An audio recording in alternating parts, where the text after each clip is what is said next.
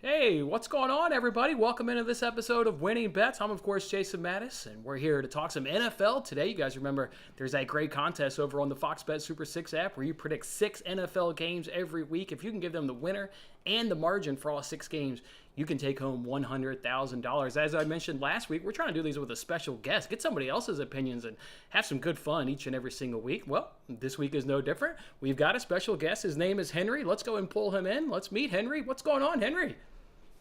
Hey man, how you doing? Excited to talk all of these games, man. It's an exciting week too. Week one was awesome. Week one was awesome. Obviously, a lot of fourth quarter drama, as there always is. The witching hour of the red zone is by far the best hour of the week. We all live to Sunday on the red zone. Hey, why don't you take a minute, Henry, and introduce yourself here to some new audience here on Winning Bets? And when you introduce yourself, by all means, say whatever the hell you want. Can you brag about NFL Week One, how you smoked it in your introduction? Absolutely, yeah. It was a great week one. I work for Blue Wire as in the sports space and content management, but also been better for 5+ years in the space. And yeah, went 6-0 ATS on Sunday and Monday of week one. I think it was 12-5 overall. So hit the one total I gave out as well, a bunch of props. So it was awesome, and we're gonna try to do it again here in week two. I'm hedging underscore Henry on TikTok and Henry underscore Ettinger on Twitter. So that's where all the picks live. Yeah, and of course, in this video description, you can grab his Twitter information, his TikTok information. You can grab from this video description 6-0 in the ATS in week one. That is outstanding work, man. Love to see it. All right, again, we're here to talk about the Fox Bet Super 6 app where you can win $100,000. In terms of how did I do last week, I got 4 of the 6 winners right. I didn't get any of those win margins right, but I did get 4 of the 6 winners right. Let's just jump right on into it. The first game here is the Tampa Bay Bucks traveling to New Orleans to go ahead and take on the Saints, a Saints team that was able to beat the Bucks in both of the meetings last season. I think the Saints have the formula to beat the Bucks because they have a good defensive line. So looking forward to seeing if they can win the battle in the trenches this week. I also like the Saints weapon with Landry and Thomas being back. You like the Saints at home. My guess is this game's going to be low scoring. What do you see this one here, Henry? Yeah, I lean that way as well. I think you saw the Bucks looked a little bit lost in the red zone without Rob Gronkowski last week. Kicked a lot of field goals. That offensive line is beat up. You mentioned the Saints' defensive line. The thing for me in this game is I'm just not 100% confident in that Saints defense the way it's really disrupted Brady the last couple of years. Right? It's been the pressure. They didn't look that good in week one. They didn't get any pressure on Marcus Mariota. So that's my one concern with that Saints defense is I think they had 0 pressures on Mariota on early downs and 0 sacks in that game. So that's the tough part of this game for me is can we expect that Saints defense to give Brady the same problems that they've given him in the past? As you mentioned, I think they're 4-0 since he's moved back.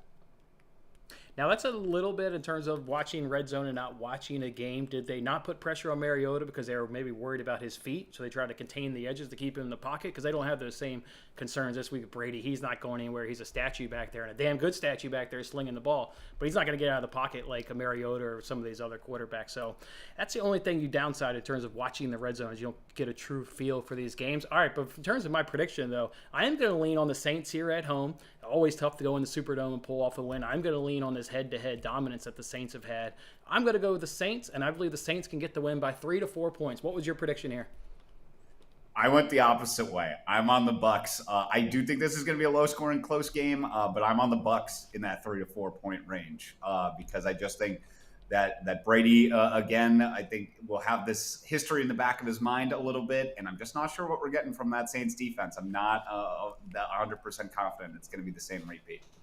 I hear you. Maybe I'm a Bills fan. I'm setting myself up for another Brady heartbreak. I got stabbed for 20 years. Let's just get another stabbing this Sunday while he does his normal GOAT things and wills his team to another victory, and I lose another pick. But all right, let's keep it moving here. We've got the Giants welcoming the Panthers into town. Matt Rule versus Brian Daboll. Nothing sexy how about this head coaching matchup? But I'll go ahead and take Brian Daboll. Love the gutsy call last week to go for 2.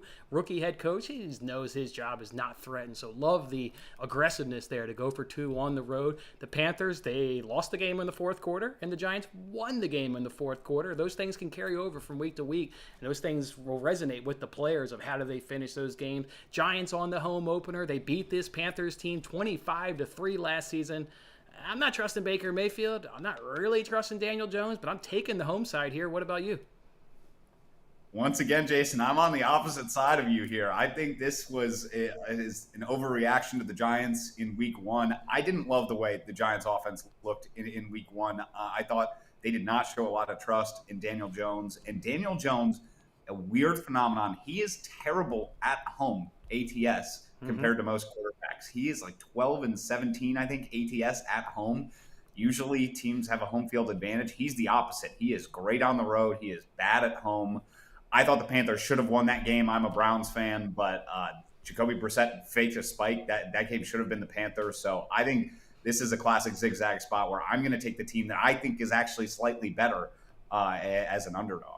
One thing I'll be looking for within this game, I was able to cash Daniel Jones over his rushing prop. I thought the Brian Daboll scheme from Buffalo would kind of translate over to Daniel Jones. He's got some mobility with his legs. I'll be looking for that, maybe to run back that winner from last week. All right, we got to give these people a win margin. You're on the Panthers. I'm on the Giants. I went 7-8. You're in, what margin did you pick? And again, a low-scoring game for me. I'm 3-4 Panthers on the other side. 3-4 Panthers on the other side. All right, love to see it. Love it when two people see things differently. It creates a good little discussion here. Let's see if we can agree on the Patriots taking on the Steelers at Heinz Field. Love this coaching matchup here versus Tomlin and Belichick. We talk about low scoring. This game has a low total, and I think it's totally justified of about 40 points. This one feels like who can get to 20 points first, maybe able to snatch up this game. We've got Mac Jones coming to this game, dealing with some back issues, some spasms issues. Not a Mac Jones guy to begin with. Now you want to throw on a back injury on top. I thought the Steelers had more fight in week one. Both of these teams were doing the same thing on the road against a divisional opponent in week one. I liked what the Steelers were able to do. I'm going to go with the Steelers at home. What about you? Jason, we might be on opposite sides for every one of these today. Okay. I like the Patriots because I thought the Steelers got massively outplayed in that Bengals game. I mean, the first downs were like 32-13 in favor of the Bengals. The Steelers got 5 turnovers, and they still took overtime, and a lucky overtime, to win. And now no TJ Watt, Najee Harris banged up. The Patriots were bad in week one, no doubt, but to me, this is just an overvalue on the Steelers. I was surprised at this line when it opened. I have the Patriots as a pretty significant favorite in the game. I just didn't take that much away from their week one issues in Miami. I thought there was just some busted plays there. So I actually like the Patriots on this side. What about for an over under a 40, even though that's obviously not part of this game? What do you like for a total? Yeah, I lean the under in this one as well. I thought the Patriots got a lot of pressure on the Dolphins actually in that game. So I think they're going to disrupt the Steelers. I didn't like anything I saw from that Steelers offense. And I know TJ Watt's out, but as you mentioned, Mac Jones is banged up. I don't think they're going to just have him sit back there and try to dice up the Steelers either. So I like the under in this game, probably even more. But I like the Patriots too. Yeah, no, I certainly like the under more, but I'm just doing what the game tells me. The game tells me I got to pick a winner and I got to pick a margin. I went 5-6. 5-6. What did you go with? On the other side for the Patriots. 5-6 on the other side. Love it. All right, cool. Let's see if we can't agree on something. We've got Commanders, Lions. I'm going high scoring. At least I like high scoring with these coaches. You give me Campbell, you give me Riverboat Ron. I love all the fourth downs. I also love how each of these quarterbacks can have a nice drive, and all of a sudden it's like a 6-play touchdown, and then they can screw up on the next drive and put the other team in great field position with a crappy turnover. So what's there not to like in points on this one? I'm going with the home team and the Lions. I was kind of high on them coming into the season in terms of being competitive, carrying over things from year one under Dan Campbell. I like the Lions in a high-scoring affair in this one. I do agree with you on this one 100%. Okay, yes. I've already bet the over in this game. It was one of the first bets I made of the week. It's, to me, the Lions offense is not bad. Yeah. They've got a great offensive line. They can run the football. They, DJ Chark showed up as another playmaker on this offense, that I really like in addition to Amon-Ra. So to me, the Lions can score.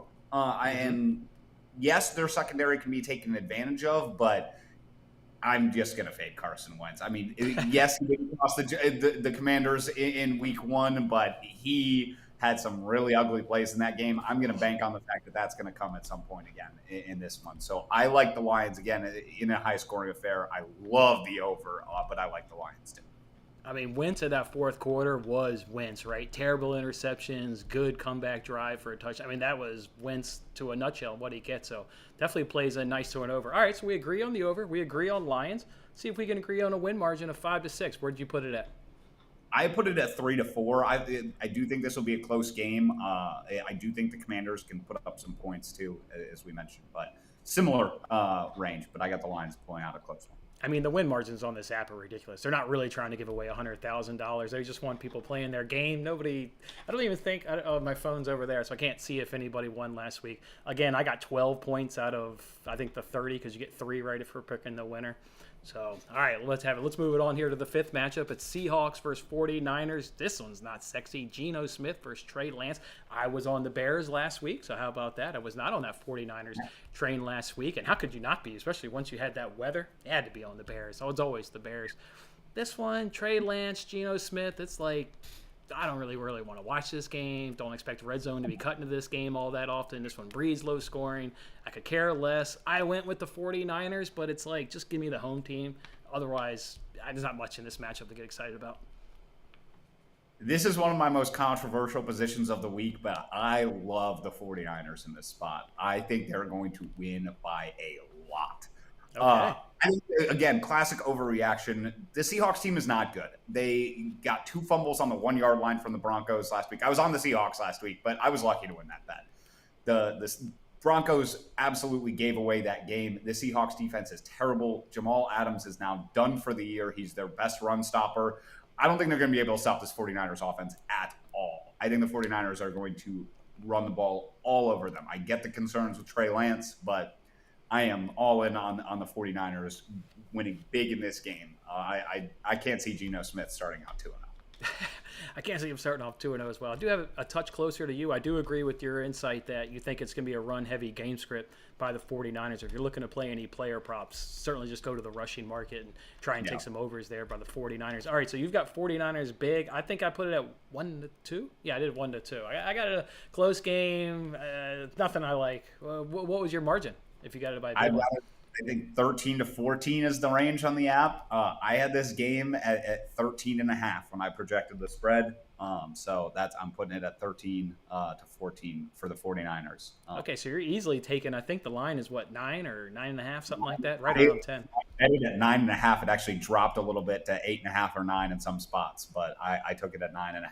That Geno Smith love is a real thing. You never thought that'd be a real thing. Yeah, I didn't. Able to move a line. Yeah, he had, I think, 47 total yards of offense in the second half against the Broncos. So I will be fading the Geno Smith hype.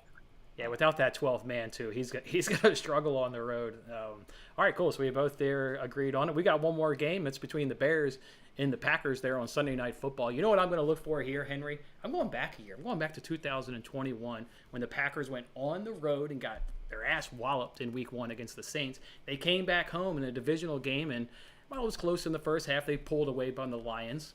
So I'm going to go back to that same thing. Got blown out in Week 1, coming home, facing another divisional opponent, getting a better one here. I think the Bears are worse than the Lions, so I think this should be an easier matchup. I think you're going to see a pretty heavy game script of Aaron Rodgers, A.J. Dillon, and Aaron Jones. Focus on the 3 veterans that we know that can get us, off the schneid and put us into a better performance. I've got the Packers. I've got this one in a big one. This is one of my bigger plays of the week here. So how do you break down Bears Packers? I do like the Packers to win this game. I don't love them to cover, just because I think I have not been as down on this Bears team as everybody else has, mostly because of the defensive side of the football. I don't think this defense is bad. I do think they got a little lucky in Week 1 on the offensive side of things, just with how much of a mess the weather was in that game. But I think this defense is okay.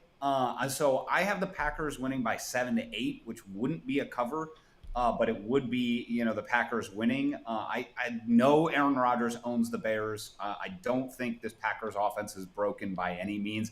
I just think, as you said, this is going to be a kind of slow, grinded out game where the Packers are ultimately going to win, but not in a pretty blowout fashion. Trying to think of, based on what you said, around a double. Trying to think of what the spread is. I think the spread's around double digits, maybe 9 or so. Yeah, it's 10. So that's where. So I'm at or 10.5 too in some spots, I believe. But yeah. All right. Sorry, what was your win margin? I'm gonna throw mine up. I think it's 7 to 8, I believe, on the app there. So 7 to 8. Okay, I went a little bit bigger.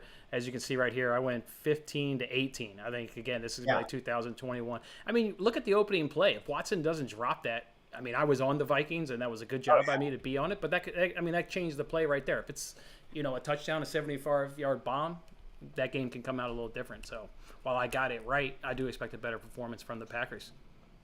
yeah, I do too. As I said, I don't think this offense is broken by any means. I think it was just some rust working off in week 1. I think they will be able to score. I just like this Bears defense too. Okay. All right. Good stuff. All right. NFL week number 2 breakdown there using the Fox Bet Super 6 app. And of course, their chance to win $100,000. We've got Henry's information in his video description. It's Twitter, it's YouTube, it's TikTok, or not YouTube, it's TikTok and Twitter. We got to give Henry, though, another chance to plug himself. 6-0 last week on that ATS. Anything else you want to say? Obviously, you got a new audience here to speak to. Just plug yourself, man. 6-0. Whatever else you want to say. Or Thanks. No, as you said, follow me on Twitter, TikTok. All the picks are free. And thanks for having me on, Jason. Appreciate it. Love breaking these games down. Love the NFL. All right. Maybe look forward to having you back here a little bit later on the season. Enjoy NFL week number 2, and good luck with your picks, everybody.